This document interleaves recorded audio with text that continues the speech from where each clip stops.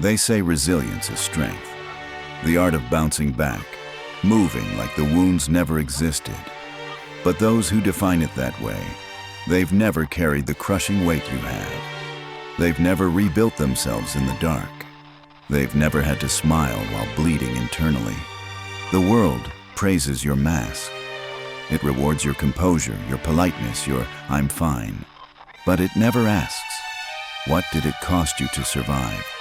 It never sees the agony under the performance, the slow death of your authenticity, the countless ways you had to shrink yourself just to stay acceptable. Real resilience isn't always loud. Sometimes it's letting the phone ring while you stare at the ceiling.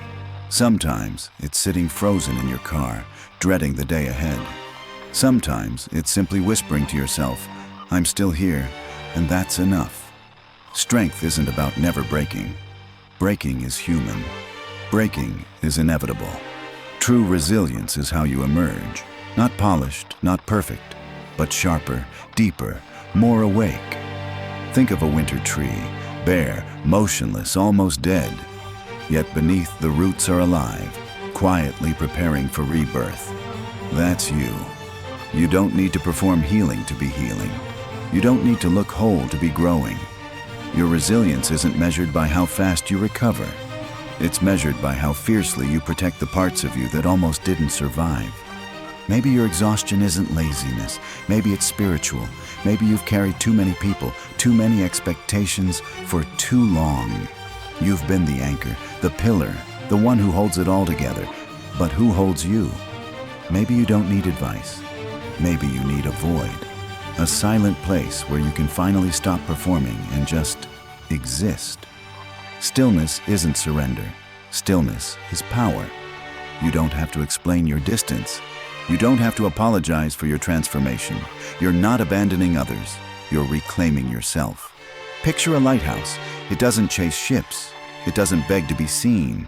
It simply stands, quiet, unwavering. And those who need it find their way. You're not fragile for feeling deeply. You're not weak for breaking. You're not wrong for walking away. Self-preservation in a self-destructive world isn't weakness. It's rebellion.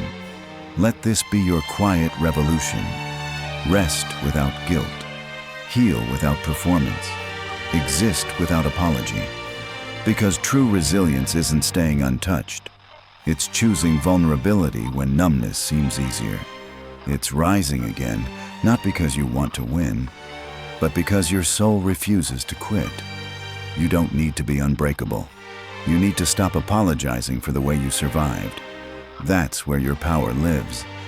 In the honesty, in the rebuilding, in the relentless, stubborn return to yourself.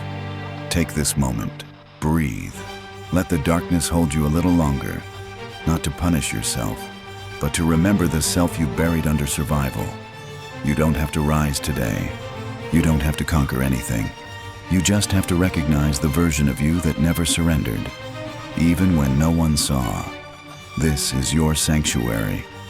Return to it whenever the noise outside is too much, whenever your inner flame feels faint. You're not starting over. You're remembering who you were all along.